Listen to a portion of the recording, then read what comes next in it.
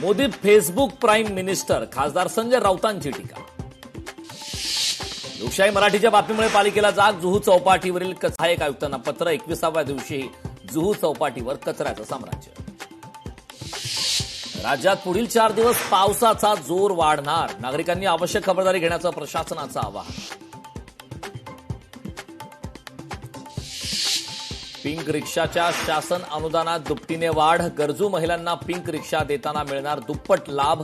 रिक्षा खरेदीसाठी 20% ऐवजी 40% अनुदान मिळणार. पीएम पीक विमा योजनेस मुदत वाढ. 10 ऑगस्टपर्यंत अर्ज करता येणार. पेरूच्या नाझका येथे पर्यटक विमान कोसळून 13 जणांचा मृत्यू. 11 पर्यटक आणि 2 वैमानिकांचा समावेश.